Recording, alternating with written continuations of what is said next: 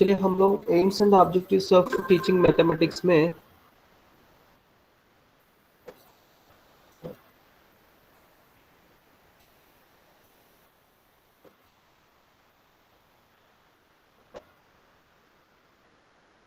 दिखाई दे रहा है? हेलो, दिखा दे रहा सर। दिख रहा है यस सर। सर। यस दिख रहा है? Yes sir. ओके। हम लोग ग्रुप्स टैक्सोनॉमी डिस्कस करते वक्त ये डिस्कस किए हैं cognitive domain, affective domain, psychomotor domain, और ये हायरार्की में लिखा जाता है। तीनों डोमेन हायरार्की में लिखा जाता है, लोअर लेवल में कॉग्निटिव डोमेन, अफेक्टिव डोमेन, इसके बाद फिर साइकोमोटर डोमेन। फिर इसके अंदर भी डोमेन में भी 6 कैटेगरीज डिवाइड किया गया है। Knowledge, understanding, application, analysing and synthesising. ये 6 जो है, फिर भी ये low level to high level, hierarchy level को डिवाइड किया। ये सब हम कल डिस्कस किए लास्ट वीक में। फिर आज हम अफेक्टिव डोमेन का ऑब्जेक्टिव कैसा लिखा जाता है, इसका एक्शन वर्ब क्या है देखेंगे। फिर साइकोमोटर डोमेन में क्या है वो भी देखेंगे। Instructional objectives with the help of action verbs कैसा लिख सकते हैं ये देखेंगे। फिर इसके बाद ब्लूम्स टैक्सोनॉमी रिवाइज किया गया है, उसके बारे में डिस्कस करेंगे। ओके, ये है ना डिस्कस किए ब्लूम्स टैक्सोनॉमी में तो स्क्रीन ब्लैक दिख रहा है सर, डार्क डार्क दिख रहा है। स्क्रीन नहीं दिख रहा सर। की अभी नहीं दिख रहा है, नहीं दिख रहा है तो। बाकी लोग हम लोगों को ब्लैक ब्लैक दिख रहा है। हाँ अब दिख रहा है सर। नहीं यहाँ तो अब दिखा सर। अब दिखा सर। यस सर, दिख गया। हाँ, ब्लूम्स टैक्सोनॉमी जो है ये प्रोफेसर बॉटनी क्लासिफिकेशन किया गया है, वो हम लोग एजुकेशन में भी इस्तेमाल कर रहा है। इसमें तीनों डोमाइन, जो cognitive domain blue B X Bloom ने कैटेगराइज किया गया है। इसके बाद अफेक्टिव डोमाइन और एच दबे साइकोमोटर डोमाइन। ये कॉग्निटिव डोमाइन 1956 में, अफेक्टिव डोमाइन 1963 में एंड 1970 में आर एच दबे ने साइकोमोटर डोमाइन को बताया था। फिर हम पिछले क्लास में कॉग्निटिव डोमाइन क्या है, activities which are related to content, thinking, thought process, the activities related to mind, ये सब माइंड जो होता है उसको कॉग्निटिव डोमेन कहा जाता है। मतलब माइंड में जो भी कॉन्सेप्ट देखने के बाद, ऑब्जेक्ट देखने के बाद फिर आपको प्रीवियस नॉलेज से जोड़ते हुए एनालाइज करना, अप्लाई करना, सिंथेसाइज करना, ये माइंड में जो एक्टिविटी होता है ये कॉग्निटिव डोमेन है। फिर इसको 6 क्लासिफाई किया गया है: knowledge, understanding, application, comparison, and synthesizing, and evaluation. 6 categories. Evaluation is the highest. Knowledge is low level, इससे ऊपर understanding है, understanding को समझना। फिर application, analyzing, synthesize, फिर evaluating. Evaluating मतलब judgment, judging the content. Okay, ये हम डिस्कस कर चुके हैं। फिर अफेक्टिव डोमेन में क्या क्या आता है? अफेक्टिव डोमेन में receiving, responding, valuing, organising and characterisation.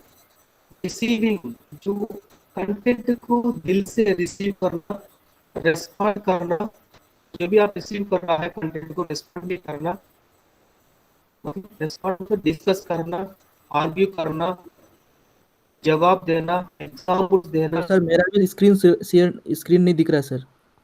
Sir screen dark दिखता है सर, ब्लैक ब्लैक। मुझे लगा मेरी प्रॉब्लम है। आप लोगों को दिख रहा है? सब लोगों की प्रॉब्लम है, सिर्फ कुछ लोगों नहीं की सर अभी दिख रहा है। दिख रहा है सर। तो हाँ भाई आपको प्रॉब्लम है। सर मेरा भी नहीं दिख रहा है सर। पिन करो, आपका इसमें पिन करो। कट करके डाल दीजिए ना।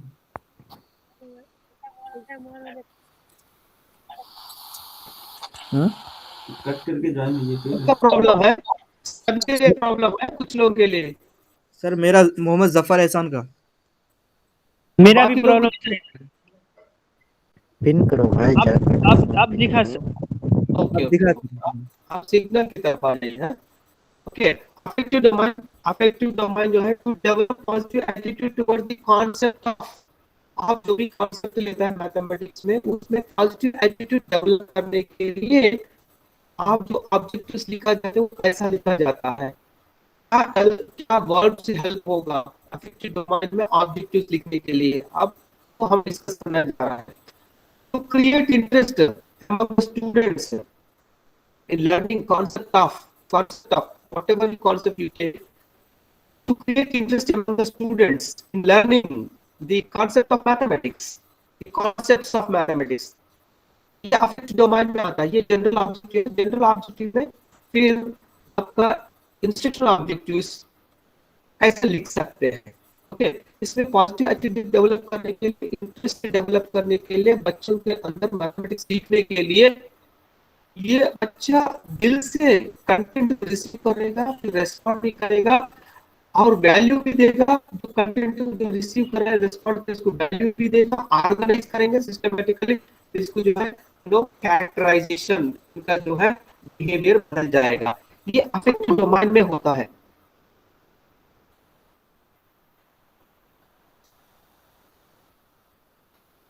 ऐसा लिखा जाता है, जनरल ऑब्जेक्टिव कैसा लिखा जाता है, to develop positive attitude towards the concepts of mathematics.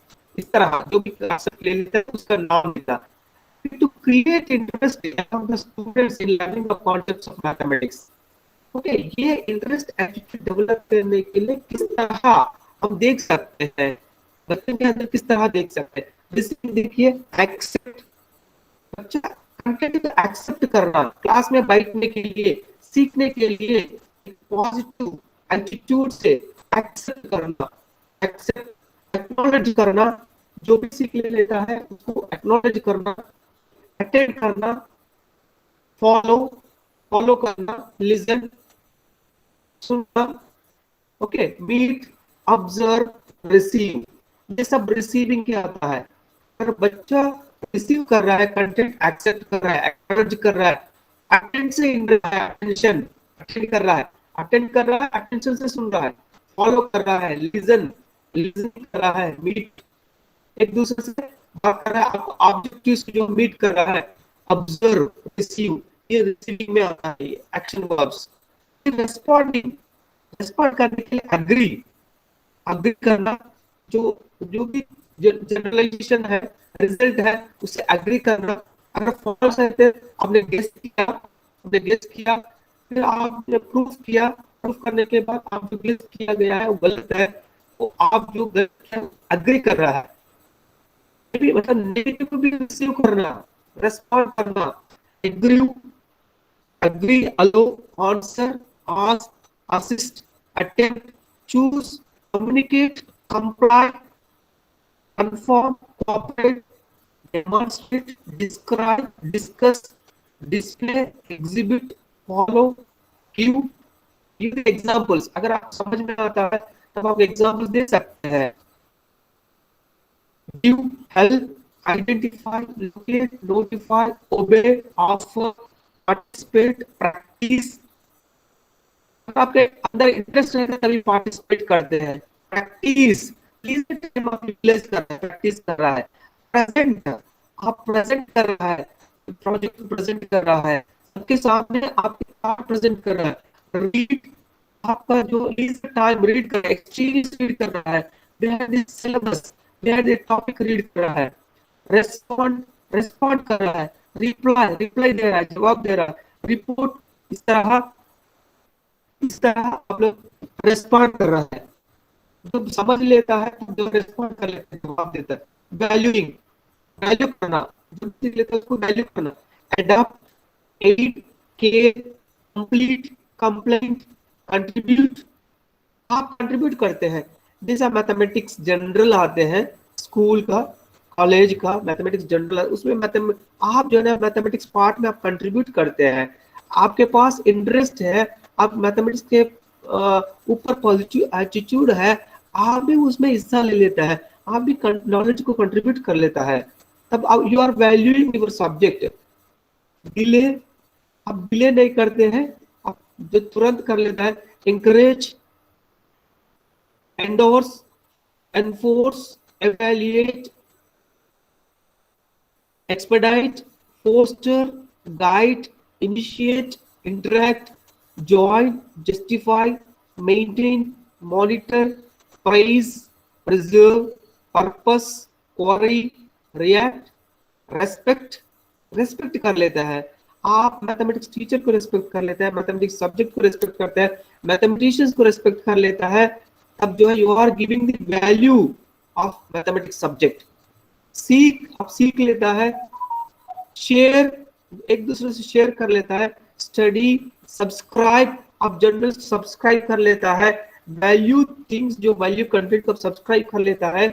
Suggest, support, thank, कोई आपको मदद करता है, आप थैंक बताते हैं, वैल्यू देता है।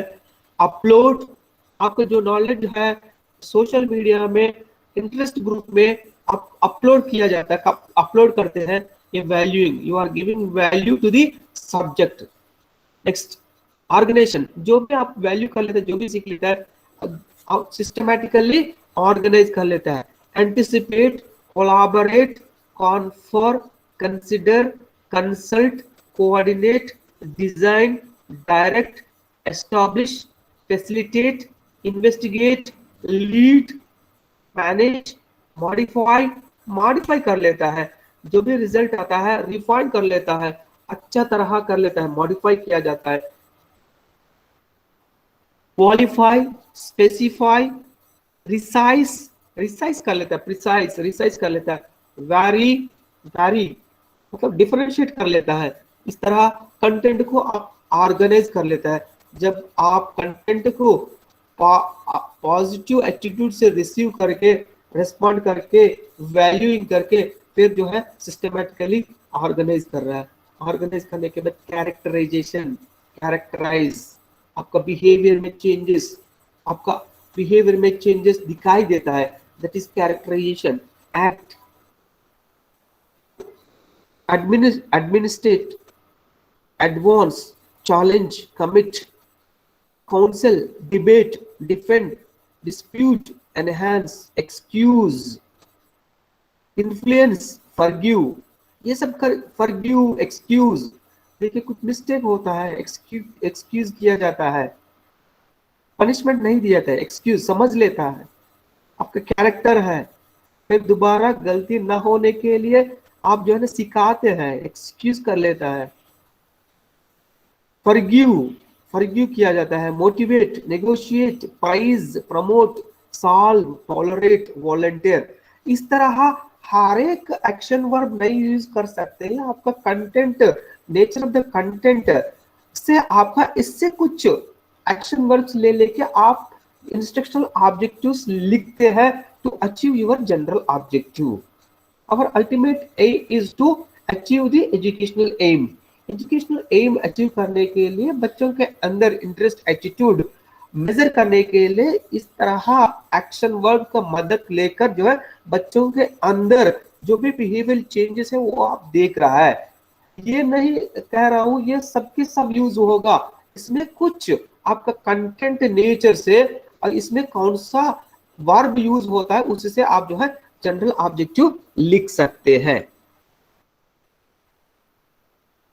इस तरह साइकोमोटर डोमेन, थर्ड डोमेन जो है आर.एच. दवे 1970 में दिया गया है। इसमें भी फिर क्लासिफाई किया गया, जैसा कॉग्निटिव डोमेन में knowledge, understanding, application, analysing, synthesising and evaluation. इस तरह अफेक्टिव डोमेन में receiving, responding, valuing, organizing and characterization. Five categories in affective domain. Cognitive domain में 6 categories. इसी तरह आपका साइकोमोटर डोमेन में भी 5 कैटेगराइज किया गया। ये भी लो से हाई, मतलब hierarchy from low level to high level. इसमें इमिटेशन, साइकोमोटर डोमेन में imitation, manipulation, precision and articulation naturalisation लिखता हूं।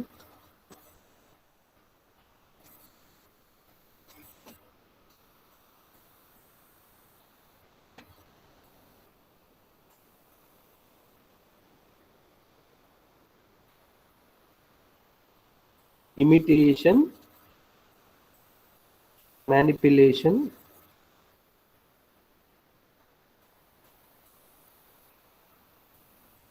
precision, articulation.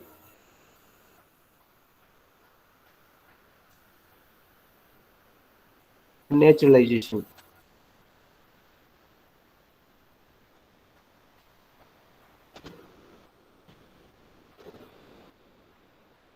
ये भी from low to high, high categories. Imitation मतलब क्या है? एक्शंस।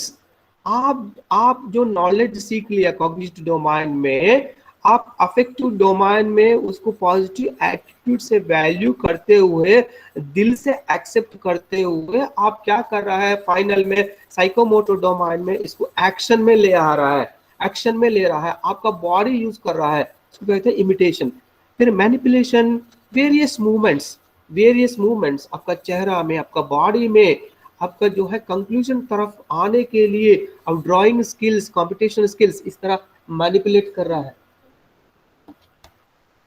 इस तरह मैनिपुलेट कर रहा है। मैनिपुलेट मतलब चेंजेस, आपको जो है ना 180 degrees angles in a triangle, sum of angles in a triangle is equal to 180 degrees. आपको जो 60-60 तीन एंगल दिए गए 60-60, आप जो उसको मैनिपुलेट कर रहा है, चेंज कर रहा है, एंगल को बदल कर रहा है, बदल करके रिजल्ट देख रहा है, ये मैनिपुलेशन है। जो भी रिजल्ट दिया गया उसको जो वैल्यूज चेंज करते हुए चेंज करना मैनिपुलेशन। वो कैसे करेंगे? आपका हैंड, आई, बॉडीली जो है ना यूज करते हुए मैनिपुलेट करेंगे, मतलब various movements. Imitations actions, drawing करना, फिर कंपटीशन एक्शंस जो अमल में ले आना, इमिटेशन एक्शंस, मैनिपुलेशन चेंज करना, फिर प्रिसीजन रिप्रोड्यूसिंग जैसा टीचर डेमोन्स्ट्रेट करके आपको दिखाया है वही आप जो है फिर रिप्रोड्यूस कर रहा है, आप रिप्रोड्यूस कर रहा है, उसको कहते हैं प्रिसीजन। फिर आर्टिकुलेशन मतलब कोऑर्डिनेशन। आप मैथमेटिक्स लैब में जो वैल्यूज आप ले रहा होगा, आप एक्यूरेट वैल्यूज नोट कर रहा है, एक्सपेरिमेंट को देखते हुए, आंख से देखते हुए, हाथ से लिख रहा है। आप आंख में 4.67 देखा होगा, आप हाथ से 4.6। आई हैंड कोऑर्डिनेशन, इसको कहते हैं articulation. Coordination of your body parts, इसको कहते हैं आर्टिकुलेशन। ये सब बॉडीली होता है। फिर naturalisation higher level of learning, इसको कहते हैं प्रोफेशनल को कहते हैं नेचुरलाइजेशन। मतलब अब एग्जैक्टली जो प्रोफेशनल जैसा करते हैं उसी तरह किया जाता है, दैट इज नेचुरलाइजेशन। ये 5 कैटेगरीज है साइकोमोटर डोमेन में: imitation, manipulation, precision, articulation and naturalisation. एक क्वेश्चन इसमें ब्लूम्स टैक्सोनॉमी में पूछा जाता है, इसमें सिंपल आप लिखना है ब्लूम्स टैक्सोनॉमी जो है प्रोफेसर बेंजामिन ब्लूम ने मतलब जो बॉटनी सब्जेक्ट में जो यूज करते थे, ये एजुकेशनल में भी यूज किया गया है, इसीलिए इसको कहते हैं ब्लूम्स टैक्सोनॉमी कहते हैं। टैक्सोनॉमी मतलब क्लासिफिकेशन। तीनों डोमेन में बताया है। Bloom's and his associates RH. Dave and Krathwohl, ये तीनों मिला के ब्लूम्स टैक्सोनॉमी बताए जाते हैं। ब्लूम्स टैक्सोनॉमी में 3 लेवल्स जो है, cognitive domain, affective domain, psychomotor domain, ये हायरार्की में है। फिर कॉग्निटिव डोमेन 1956 में बेंजामिन एस ब्लूम ने बताया। फिर कॉग्निटिव डोमेन में क्या रहता है? Activities related to mind is called cognitive domain. उसमें माइंड से सोचना, माइंड में एनालाइज करना, सिंथेसाइज करना, एवेल्युएट करना, ये जो है कॉग्निटिव डोमेन के अंडर आता है। फिर इसको जो है इसमें 6 कैटेगरीज किया गया है, ये knowledge, understanding, application, analysing, synthesising and evaluation. फिर इस तरह क्राथवॉल जो 1963 में जो बताया था अफेक्टिव डोमेन, इसमें receiving, responding, valuing, organising and characterisation. बच्चों का पॉजिटिव एटीट्यूड डेवलप करने के लिए, इंटरेस्ट डेवलप करने के लिए, इंटरेस्ट देखने के लिए हम जो है एटीट्यूड अफेक्टिव डोमाइन को यूज किया जाता है। फिर इसी तरह साइकोमोटर डोमाइन RH दवे 1970 में बताए थे। इसमें जो फर्दर क्लासिफाई किया गया है बॉडी रिलेटेड एक्टिविटीज कंटेंट के लिए जो किया जाता है, ये साइकोमोटर डोमाइन है। इसमें 5 है क्लासिफिकेशन किया गया है: imitation, manipulation, precision, articulation and naturalisation. Imitations are actions, manipulations are various movements, precision is reproducing, articulation is coordination and naturalization is the professional। ये आप इस तरह लिखना है, एक ऐसे क्वेश्चन एक्सपेक्ट कर सकते हैं, इतना लिखना है। इसके जरिए से हम लोग क्या कर लेता है, general objectives and instructional objectives लिखते हैं।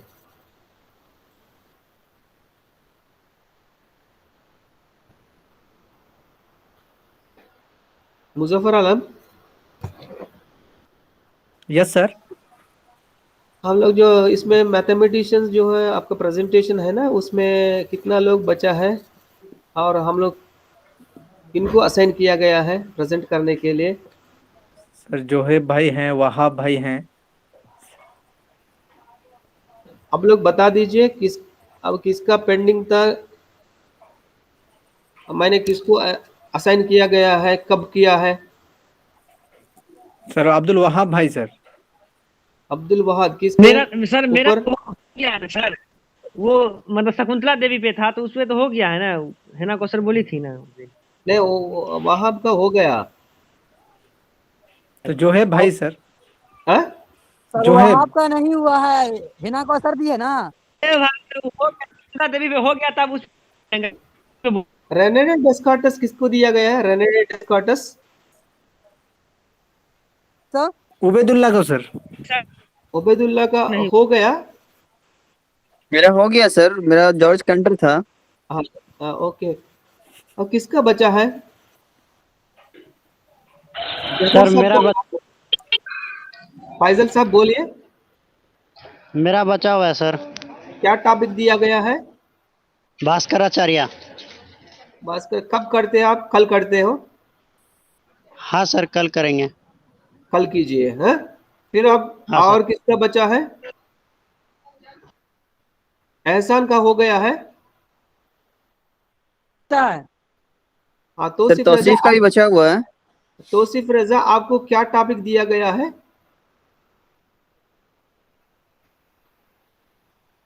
तौसीफ रजा सर मेरा भी बचा क्या है। टॉपिक दिया गया है?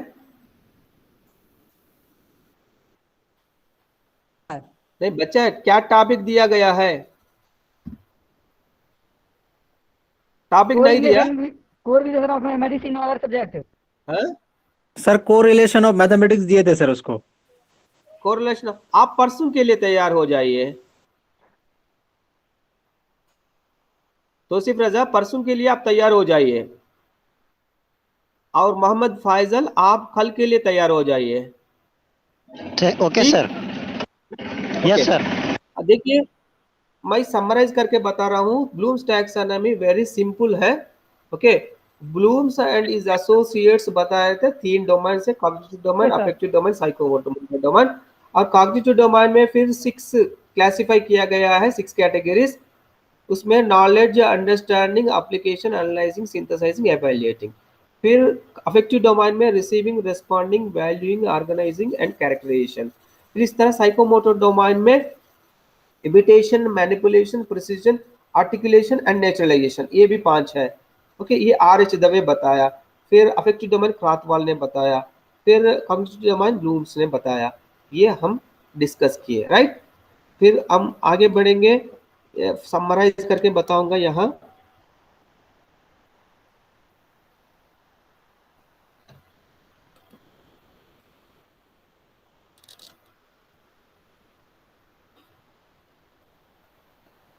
बड़ा कर दीजिए सर। बड़ा करो। ओके, हाँ, देखिए एक व्हील दिख रहा है ना, ये अगर ये व्हील आपका माइंड पे रहेगा, ये इसको कहते हैं माइंड मैप कहते हैं। अगर ये माइंड में रहेंगे आप अच्छा तरह से एग्जामिनेशन में लिख सकते हैं।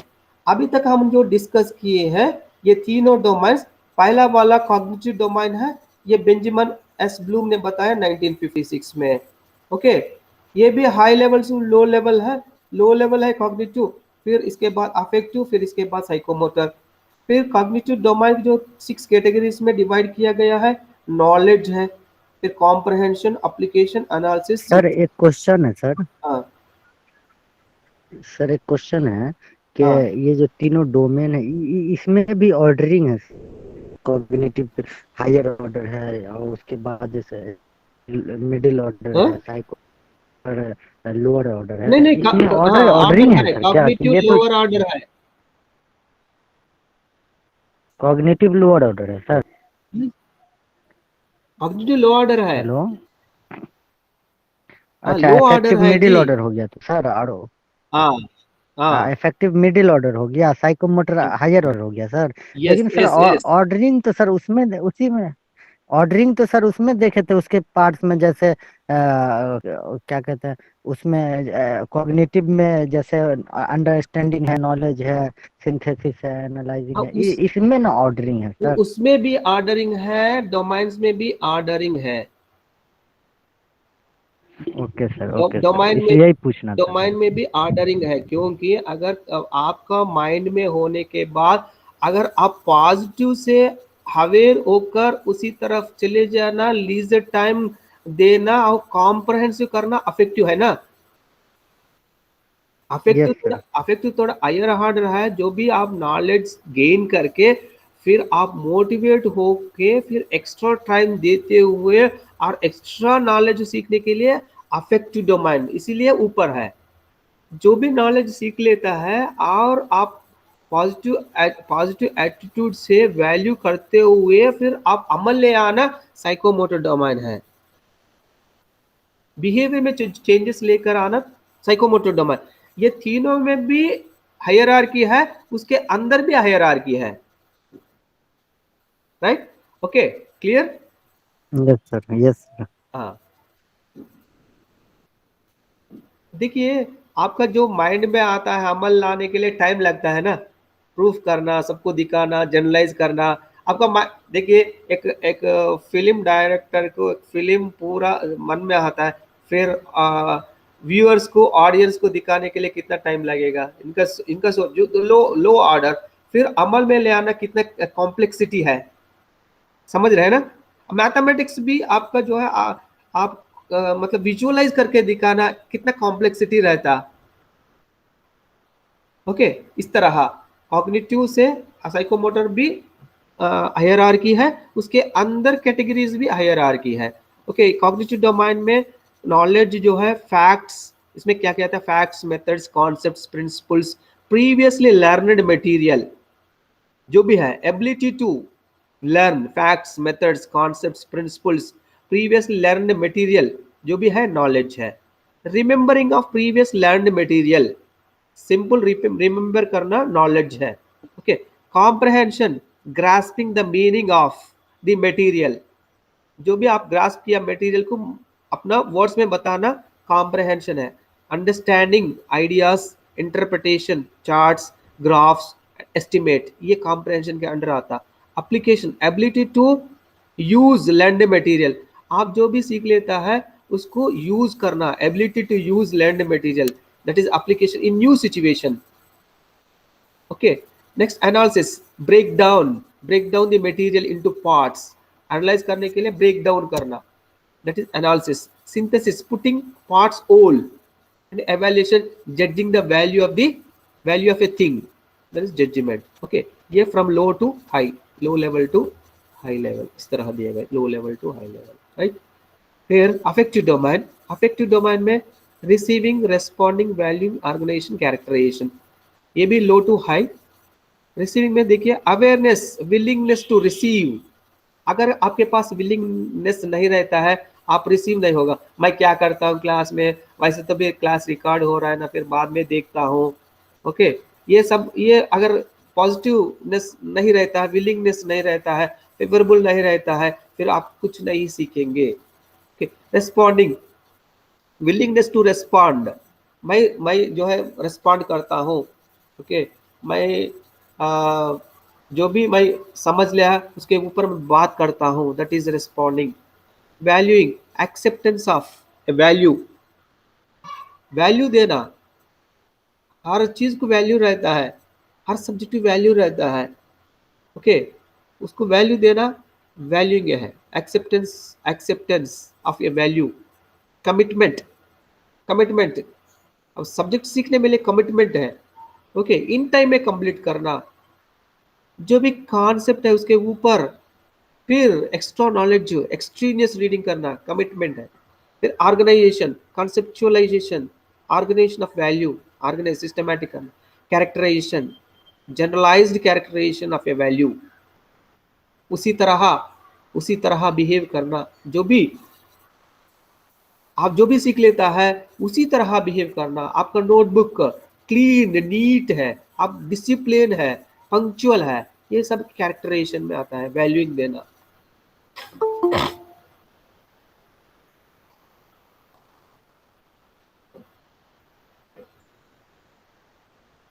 फिर इसके बाद psychomotor domain, RH. Dave. Okay, ये इमिटेशन, एक्शंस, इंपल्शंस, रिपीटेशंस, ये सब actions, manipulations, various movements, directions, selection, presentation, variation of movements में direction, selection, presentation, precision, reproducing, accuracy, proportion,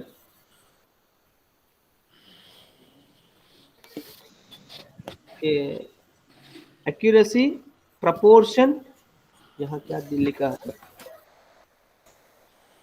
exactness, exactness, ये एग्जैक्टनेस है। ओके, इसमें एक्यूरेसी, प्रपोर्शन, एग्जैक्टनेस, उसी तरह as it is, articulation, coordination, sequence, harmony, naturalisation, highest level of proficiency, articulation, internalisation, mathematisation, internalisation, that is naturalisation. Okay, और इसी तरह अगर ये व्हील आपको माइंड में रहता है, आसानी से ब्लूम्स टैक्सोनॉमी के एग्जामिनेशन में लिख सकते हैं। ओके, अभी तक हम जो डिस्कस किए ऑब्जेक्टिव्स, किसी का माइक तो ऑन है, म्यूट कीजिए। ऑब्जेक्टिव्स हम लिखा गया, ऑब्जेक्टिव्स जो है नॉन बिहेवियरल ऑब्जेक्टिव्स है, ये वेरी इंपॉर्टेंट। देखिए ऑब्जेक्टिव्स, पहले non behavioural objectives, non behavioural objectives और जनरल ऑब्जेक्टिव्स। फिर जनरल ऑब्जेक्टिव्स को हमने क्या किया है, फिर फर्दर ब्रेक डाउन किया गया है, cognitive behavioural objectives, affective behavioural objectives, psychomotor behavioural objectives. Non behavioural objectives measure नहीं कर सकते, इसलिए फिर फर्दर ब्रेक डाउन किया गया है, cognitive behaviour, affective behaviour and psychomotor behaviour. इसमें कॉग्निटिव बिहेवियर में जैसा हम लोग डिस्कस किए, knowledge, understanding, application, analyse, synthesise, इस तरह।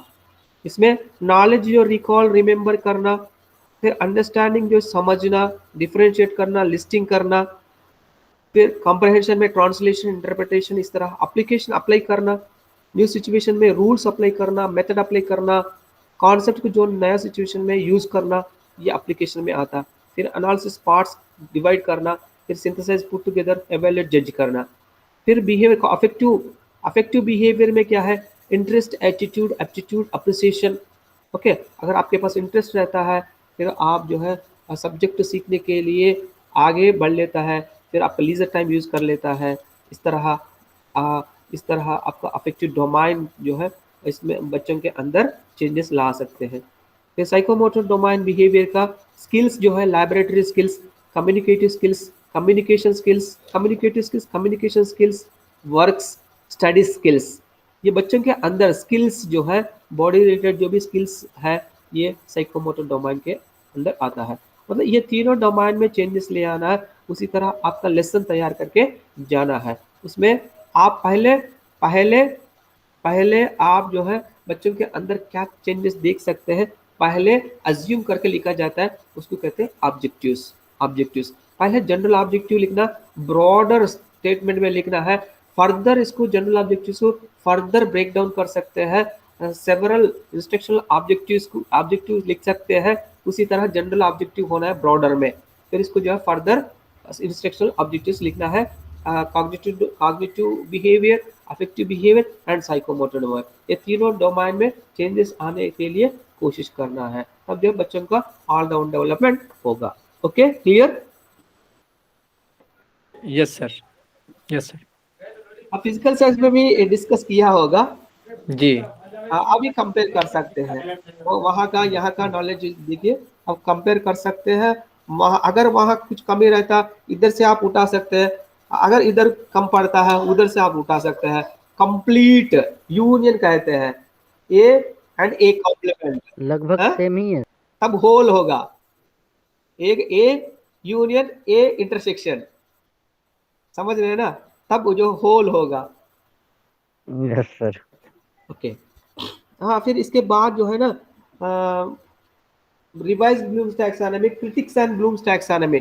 देखिए आजकल क्रिटिक्स ऑफ ब्लूम्स टैक्सोनॉमी में आजकल आपका जो भी पढ़ाई किया जाता है कैसा एवेल्युएट किया जाता है, कुछ कंटेंट पढ़ाने के बाद बच्चों को एवेल्युएट किया जाता है ना, एवेल्युएट कैसा किया जाता है, सिर्फ कॉग्निटिव डोमेन को मेजर किया जाता है, बाकी अफेक्टिव डोमेन को बच्चों का इंटरेस्ट, एटीट्यूड, फिर साइकोमोटर डोमेन में सिर्फ एक स्किल देखा, मैथमेटिक्स में तो एक स्किल देखा जाता है, computational skill, maximum computational skill drawing skill को देखा जाता है।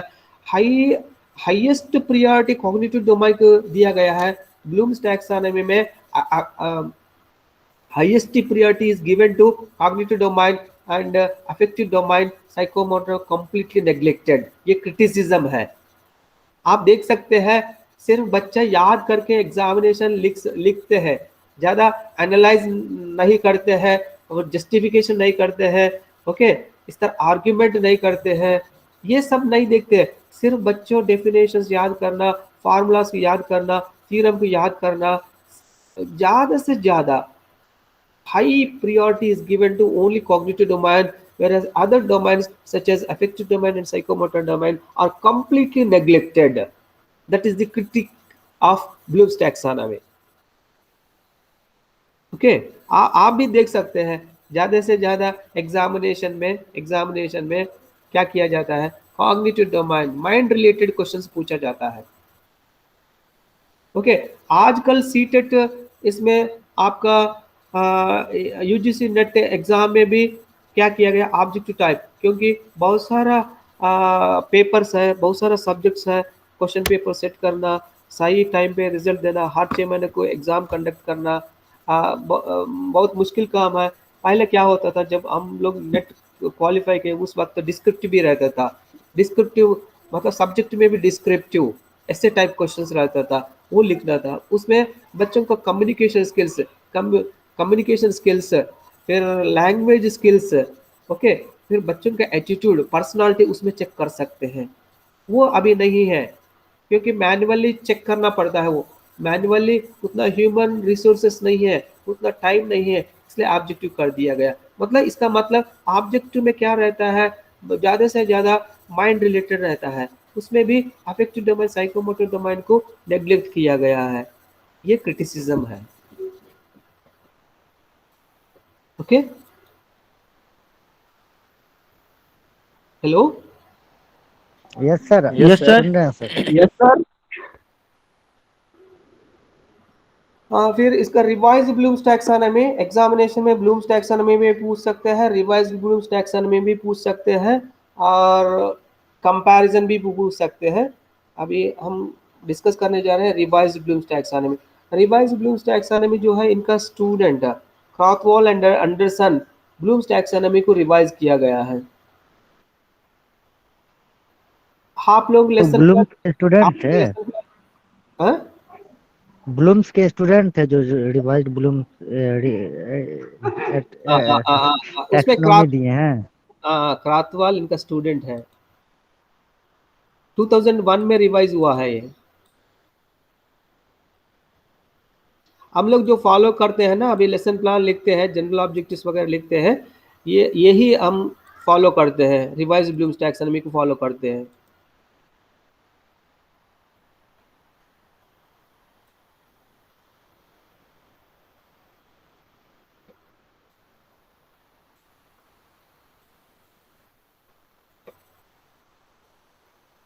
क्या रिवाइज किया है हम देखेंगे।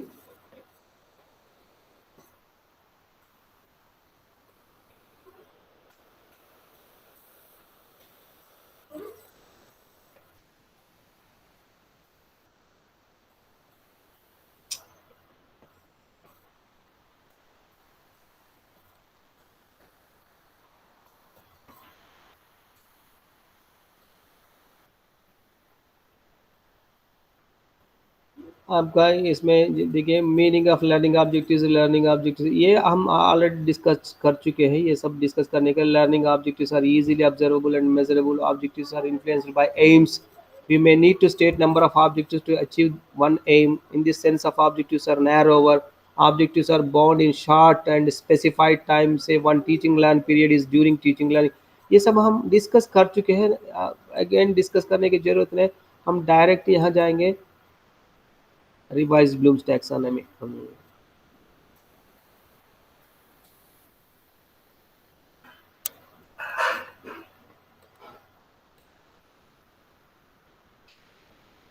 एंडरसन एंड क्रॉथवॉल टैक्सोनॉमी कहते हैं इसको। Anderson and Krathwohl. एंडरसन इनका स्टूडेंट है, sorry Krathwohl student of Benjamin Bloom. One of the most helpful guides in identifying and defining instructional objectives is the Taxonomy of Educational Objectives, developed by Benjamin S. Bloom, 1956. Taxonomy provides a classification system for educational objectives that is analogous to classification scheme used to plants and animals. ये plants को animals को जो use classification किया जाता है वो ही हम लोग एजुकेशन में यूज कर रहे हैं। ये 1950 से बेंजामिन एस ब्लूम बताए। ये सब ये भी हम डिस्कस किए। तो चेंजेस क्या हुआ है वो देखेंगे। Benjamin S. Bloom classified domains human learning into three parts: cognitive, affective, and psychomotor. Thinking related to head, affective feelings and attitudes related to heart, and psychomotor performing or doing related to hand. ये सब okay. फिर क्या changes आया इसमें, ये नहीं आया, हम यहाँ से ले लेंगे।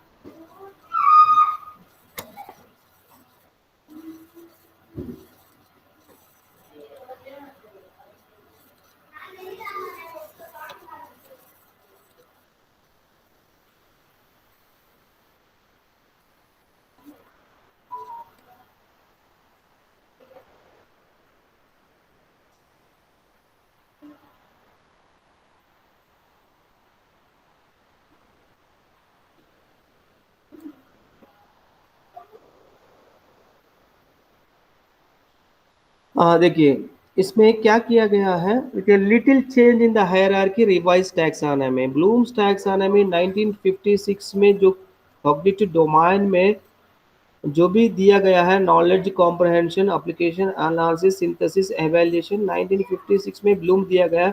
इसमें क्या चेंज किया गया है, थोड़ा सा नॉमेनक्लेचर चेंज किया गया है। ये नाउन फॉर्म में है, ये सब नाउन में है, ये वर्ब में दिया गया। 2001 में जो क्रॉथवॉल, एंडरसन एंड क्रॉथवॉल जो चेंजेस किया गया है, इसका हायरार्की भी चेंज किया गया। हायरार्की सिंथेसिस जो क्रिएटिंग, एवेल्यूएशन जो है एवेल्यूएटिंग नीचे आया। एवेल्यूएशन इसमें 1956 में जो हायर लेवल में था, हायरार्की में हाईएस्ट लेवल में था, ये 5th प्लेस में आया था। फिर सिंथेसिस जो क्रिएटिंग नाम चेंज हो गया, ये सिंथेसिस को क्रिएटिंग चेंज हो गया। फिर एवेल्यूएटिंग नीचे आया, फिर नाउन जो है वर्ब हो गया। ये इतना चेंजेस आया है। फिर इसका एम्फोसिस किया गया है। ये 1 डायमेंशन था, ये इसको 2 डायमेंशन में, 2 डायमेंशन का ब्लूम्स टैक्सोनॉमी एक 1 डायमेंशन है, ये 2 डायमेंशन में दिया गया है। ये चेंजेस है। पहले क्या हायरार्की चेंज हो गया, नॉमेनक्लेचर चेंज हो गया, एम्फोसिस चेंज हो गया, ये तीनों चेंजेस हो गया है। और revision of Bloom's taxonomy, revise Bloom's taxonomy में ये 3 चेंजेस है: nomenclature change, hierarchy change and emphasis. Emphasis में क्या है, 1 डायमेंशन टू 2 डायमेंशन हो गया है। देखिए इसमें revise taxonomy has also 6 categories, revised में भी 6 है और पहले में भी 6 है। फिर क्या चेंजेस हो गया है? One of the other significant changes is revised Bloom's taxonomy as 2 dimension, identify the knowledge dimension, kind of knowledge be learned. देखिए यहाँ नॉलेज जो दिया गया है, नॉलेज को रिमेम्बरिंग चेंज किया गया है, इसलिए नंबर नॉलेज को जो application of remembering, the output of knowledge, output of cognitive domain is the knowledge, that is called remembering। ये nomenclature change है। comprehension भी understanding हो गया है, comprehension मतलब widen, इसको चेंज किया गया है, nomenclature चेंज हो गया, हायरार्की चेंज हो गया, 1 डायमेंशन 2 डायमेंशन हो गया है। Okay, 2 dimension identify the knowledge dimension, kind of knowledge to be learned, and cognitive process dimension, whereas Bloom's taxonomy has only 1 dimension। Okay, ये आपका माइंड पे रहना है। ओके, 6 कैटेगरीज है, इसमें भी 6 कैटेगरीज है। सिर्फ नॉमेनक्लेचर चेंज हो गया, नॉलेज रिमेम्बरिंग हो गया, कॉम्प्रहेंशन अंडरस्टैंडिंग हो गया, एप्लीकेशन अप्लाइंग हो गया, एनालिसिस एनालाइजिंग हो गया, फिर सिंथेसिस क्रिएटिंग हो गया, ऊपर चले गया एवेल्यूशन एवेल्युएटिंग। ये नाउन फॉर्म में है, ये वर्ब्स फॉर्म में है। ओके, कंपैरिजन देख लीजिए, कंपैरिजन दोनों का कंपैरिजन, ब्लूम्स टैक्सोनॉमी और रिवाइज्ड ब्लूम्स टैक्सोनॉमी का comparison. Some revisions in the original Bloom's taxonomy includes terminology, structure and emphasis. 3 में चेंजेस आया, टर्मिनोलॉजी में चेंज आया, स्ट्रक्चर में चेंज आया एंड एम्फसिस। देखिए टर्मिनोलॉजी में चेंजेस आया, टर्मिनोलॉजी वर्ब में नाउन वर्ब हो गया, फिर नॉलेज रिमेम्बरिंग हो गया, कॉम्प्रहेंशन अंडरस्टैंडिंग हो गया, सिंथेसिस क्रिएटिंग हो, ये चेंजेस हुआ। ओके, यही लिखा गया है। Changes in terminology, the name 6 major categories were change nouns to verbs, different forms of thinking being reflected in the taxonomy। thinking is an active process, thinking जो है active process, verbs only describe actions, verbs only describes actions, इसीलिए knowledge जो है action, उसका कहते हैं remembering. verbs only describe actions, hence nouns are changed into verbs, nouns are changed to verbs। okay, verbs only describe actions, यहाँ actions, actions बच्चों के अंदर आप जो है बिहेवियरल चेंजेस को देख सकते हैं, इसको कहते हैं एक्शंस, चेंजेस इन एक्शंस, उसका ऐसा वर्ब्स डिस्क्राइब किया जाता है। इसीलिए ब्लूम्स को जो है रिवाइज किया, वर्ब से, नाउन से वर्ब चेंज किया गया है।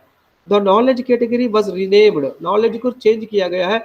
Knowledge is not a form of thinking, knowledge जो is not a form of thinking, it is outcome of thinking. Knowledge जो है आउटकम ऑफ थिंकिंग, इनके पास नॉलेज है, कैसा बता सकते हैं? डिफाइन, डेफिनेशन याद करके बता रहे हैं, डेफिनेशन एज इट इज बोल रहा है। ओके, ये परमानेंट मेमोरी से रिकॉल करके बता रहा है, that is outcome of your thinking. आप सोच के समझ के फिर बता रहा है, that is the outcome of thinking. Hence knowledge is renamed as remembering, इसीलिए नॉलेज को जो है रिमेम्बर को चेंज किया गया है, outcome of thinking. Likewise, comprehension has been renamed from understanding to now comprehension is comprehension has been renamed understanding, and synthesis as creating। comprehension को understanding से चेंज किया गया है और synthesis को creating। 3 कैटेगरीज जो चेंज हो गया है, नॉलेज रिमेम्बरिंग हो गया, कॉम्प्रहेंशन अंडरस्टैंडिंग हो गया और सिंथेसिस क्रिएटिंग हो गया। ये चेंजेस इन टर्मिनोलॉजी, टर्मिनोलॉजी में चेंजेस हो गया है, नाउन से वर्ब फॉर्म में आया, राइट। फिर चेंजेस इन स्ट्रक्चर, स्ट्रक्चर में चेंजेस आया है। ये हायरार्की ऑर्डर है, हायरार्की ऑर्डर में स्ट्रक्चर में सिर्फ सिंथेसिस ऊपर चले गए, एवेल्युएशन एवेल्युएटिंग होकर नीचे आया, ये स्ट्रक्चर में भी चेंजेस आया। The major categories were order in terms of increasing complexity, accordingly the order of synthesis, which is renamed as creating,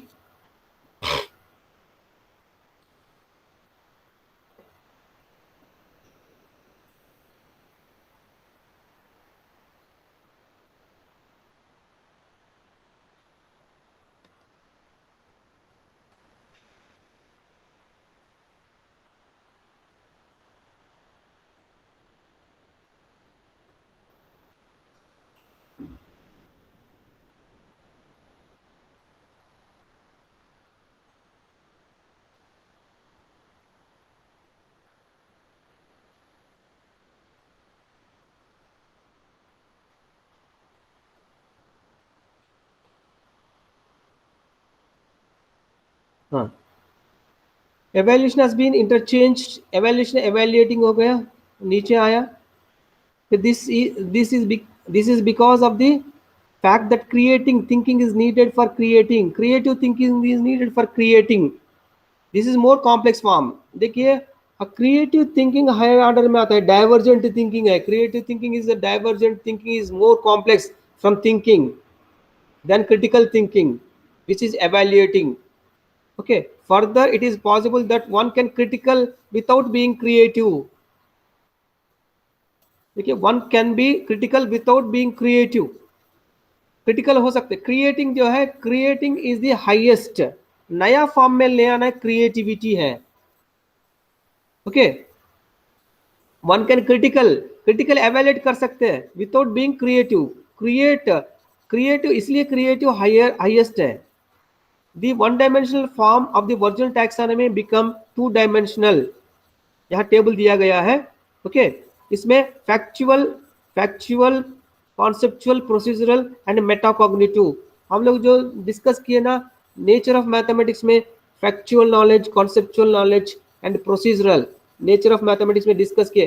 factual knowledge जो भी राइट है, जो भी देखते हैं उसको कहते हैं factual. Conceptual abstract in nature, procedural application, और magnetic one awareness is metacognitive. ये चेंजेस आया है. इसमें ये फॉलो करते हैं हम जो नया रिवाइज्ड ब्लूम्स टैक्सोनॉमी फॉलो करते हुए हम लोग ऑब्जेक्टिव्स लिखते हैं. ओके, इसमें चेंजेस में क्या आया, पहले नॉमेनक्लेचर चेंज हो गया, टर्मिनोलॉजी चेंज हो गया. क्या चेंज हो गया है, नॉलेज रिमेम्बरिंग हो गया, कॉम्प्रहेंशन अंडरस्टैंडिंग हो गया है, फिर आपका एवेल्युएशन एवेल्युएटिंग हो गया है, सिंथेसिस जो है क्रिएटिंग हो गया है. कि सिंथेसिस क्रिएटिंग हो गया, फिर ऑर्डर में भी चेंज हो गया है. एवेल्युएटिंग नीचे आया, सिंथेसिस क्रिएटिंग होके ऊपर चले गया है. ये हायरार्की में भी चेंजेस आया. पहले टर्मिनोलॉजी में चेंजेस आया. तीन जो है रिवाइज्ड में, तीन पहला ब्लूम्स टैक्सोनॉमी में जो नॉलेज रिमेम्बरिंग हो गया, कॉम्प्रहेंशन अंडरस्टैंडिंग हो गया, फिर सिंथेसिस क्या हो गया, क्रिएटिंग हो गया. ये तीनों चेंजेस हुआ. नाउन से वर्ब हो गया, ये पहला चेंज. दूसरा चेंज हायरार्की में भी चेंज हो गया, सिंथेसिस ऊपर चले क्रिएटिंग होकर. फिर थर्ड चेंज एम्फोसिस किया गया, वन डायमेंशन टू डायमेंशनल.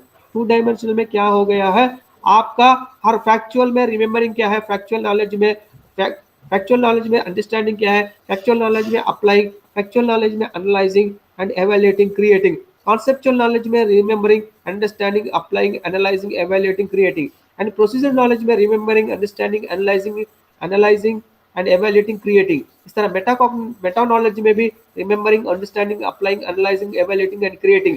इस तरह चेंजेस आया है. It is knowledge of terminology. The students must know the basic elements to be acquired with a discipline. It is a knowledge about vocabulary, symbol, reliable source of information. ये जो knowledge, जो factual knowledge है, factual knowledge में क्या क्या आता है, vocabulary, symbols, reliable sources of information. That is factual knowledge. Conceptual knowledge, it is knowledge of discipline and categories. Conceptual तो higher order. Concept में factual is concrete, conceptual is more than the factual. It is knowledge of discipline and categories, the interrelationship among the basic elements within larger structure that enable them function together. It is about knowledge of principles and generalization. It is knowledge of theorems, model structures. Pythagorean theorem is a conceptual knowledge. Pythagorean application में ले आना procedure knowledge. उसका related जो भी knowledge है factual. इसमें factual में remembering क्या है, क्या रिकॉल कर रहा है, क्या समझ रहा है, क्या अप्लाई कर रहा है, क्या एनालाइज कर रहा है. ये इस तरह एक एक नॉलेज में nature of the subject use करते हुए आपका टैक्सोनॉमी अप्लाई करना, ये रिवाइज्ड ब्लूम्स टैक्सोनॉमी है. Next procedural. It is a knowledge of subject specific skills and algorithms, knowledge of subject specific methods and techniques, knowledge of criteria of determine. मैंने बताया conceptual, area of the circle is conceptual, finding the area of the circle is procedural. Application of the concept, application of the learned material, that is procedural. Knowledge of criteria for determining when to use appropriate procedures, for example intervening techniques.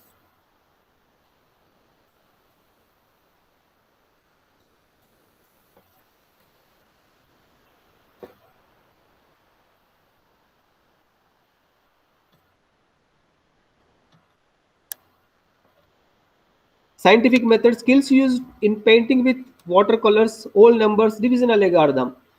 ये procedure में आप करके दिखाना, okay, इसका problem solve करके बताना, that is procedural. Metacognitive knowledge, it is a knowledge of cognition in general as well as awareness and knowledge one's own cognition. आप जो माइंड से जो भी आप देखने के बाद जो आइडिया आता है, that is metacognitive. It is knowledge about cognitive tasks, including appropriate contextual and conditional knowledge. Contextual and conditional knowledge. आप सिचुएशन देखते हुए contextual and conditional, आप previous knowledge apply करते हुए awareness of one's own knowledge, that is metacognitive. इसी तरह हम लोग लिखते हैं matching procedure knowledge with cognitive process. Procedure knowledge में प्रोसीजरल जैसा फैक्चुअल, कॉन्सेप्चुअल, प्रोसीजर नॉलेज, एक नॉलेज डोमेन को नॉलेज डायमेंशन में प्रोसीजर नॉलेज लेते हुए कैसा लिख सकते हैं ऑब्जेक्टिव्स. देख लीजिए प्रोसीजर नॉलेज, इसमें कॉग्निटिव प्रोसेस में remembering, understanding, applying, analysing, evaluating and creating. देखिए प्रोसीजर नॉलेज में finding of area of cylinder by recalling the area of circle. आप area of the cylinder find out करने में, apply करने में, area of the cylinder क्या है मैं आपको बताता हूं. Finding the area of the cylinder, आपका टारगेट क्या है, finding the area of the cylinder by recalling the area of the circle. ये रिमेंबरिंग कर रहा है ऑलरेडी. आप यहाँ area of the cylinder find out करने में क्या रिकॉल कर रहा है, procedural area of the cylinder आप फाइंड आउट करने जा रहा है. एरिया ऑफ द सिलेंडर हो सकता है सरफेस एरिया 2πRH. ओके, यहाँ आप क्या कर रहा है, area of the cylinder find out करने में area of the circle find out कर रहा है, आप रिकॉल कर रहा है. एरिया ऑफ द सर्किल क्या है, πr². सिलेंडर फाइंड आउट करने में, सिलेंडर एरिया फाइंड आउट करने में आप जो है ये भी यूज कर रहा है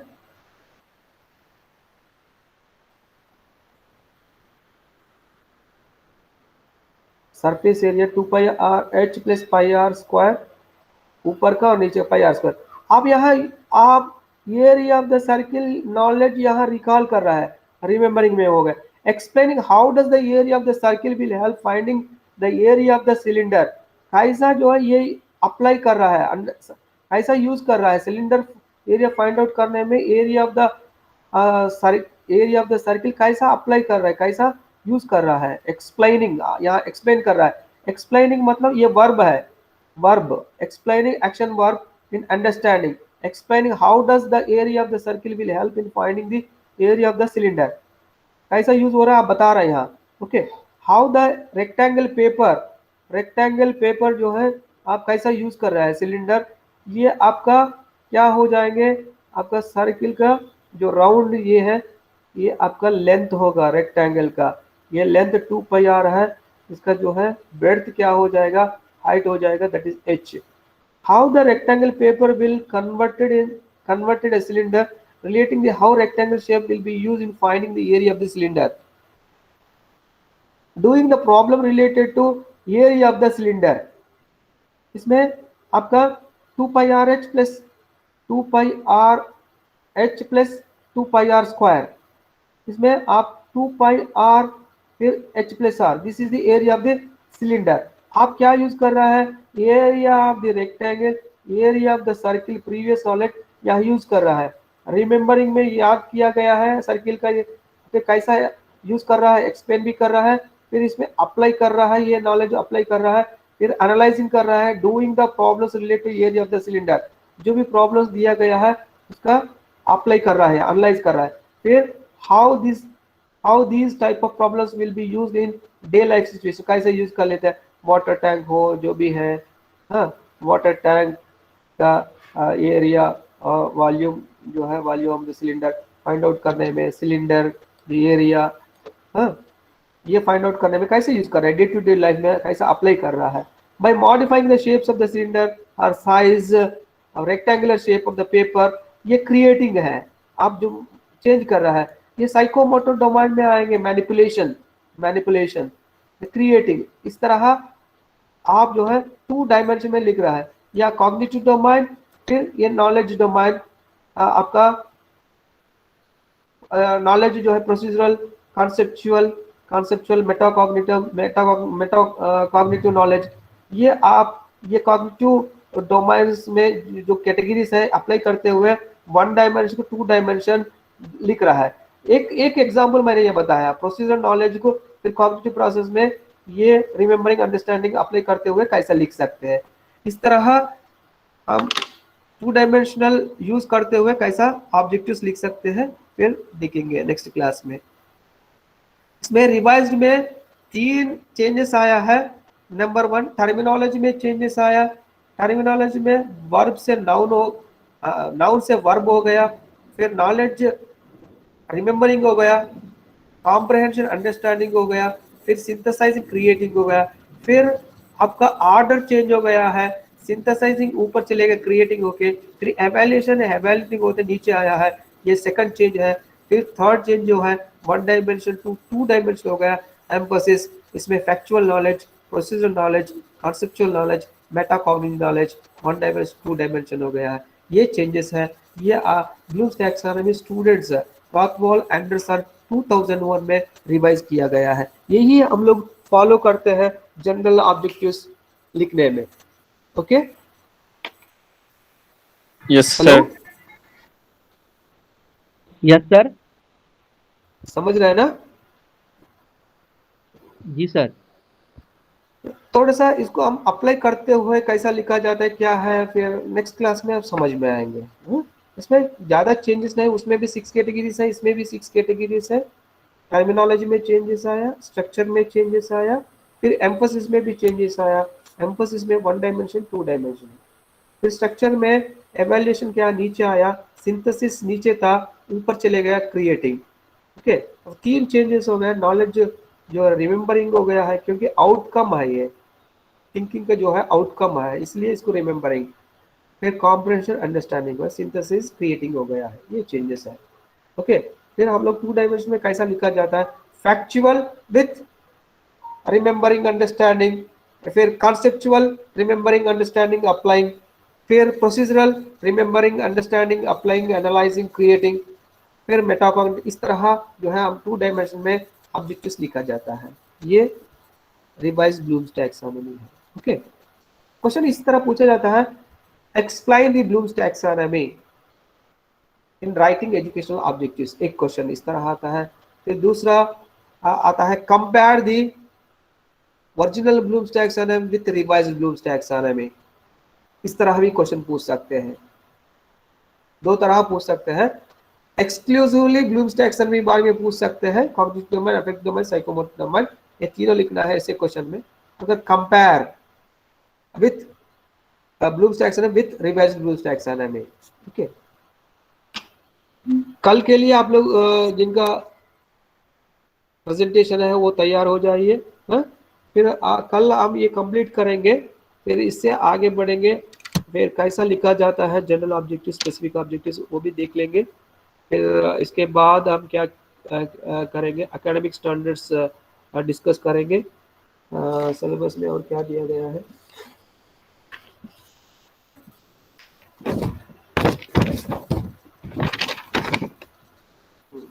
ब्लूम्स टैक्सोनॉमी हो गया, ब्लूम्स टैक्सोनॉमी 2.6 हो गया है, linking of Bloom's taxonomy with academic standards, और कंटिन्यूअस कॉम्प्रहेंसिव एवैल्यूएशन भी है, academic standards of continuous comprehensive evaluations है।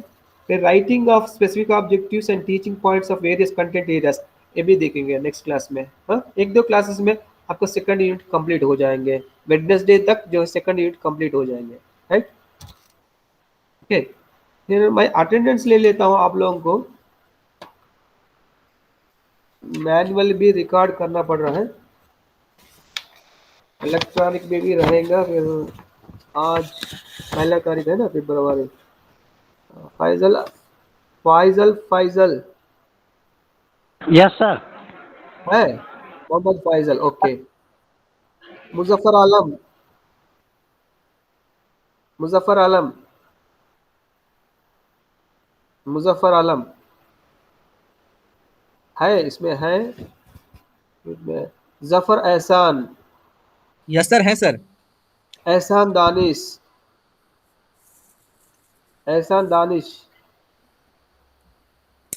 है, मगर अटेंडेंस नहीं दे पा रहा है। जी sir. Abdul Wahab, yes sir, हम हैं। Yes sir, Abdul Wahab. Okay. Ayesha Khalil Syed, Heena Kausar, sir Ehsan Danish भी है सर। हाँ है, मैंने नोट किया हूँ। हीना कौसर, हीना कौसर आके चले गए हैं। तबरेज, शम्स तबरेज, सर वो भी आगे चले गए हैं। रिजवान आलम नहीं आया ना। हाँ नहीं आया सर आज। जुहेब आलम, इशार आलम, प्रेजेंट सर। तौसीफ रजा, ये भी चले गए। Ubaidullah, yes sir. Okay, thank you. हाँ, आप क्विट कर सकते हैं। Thank you sir.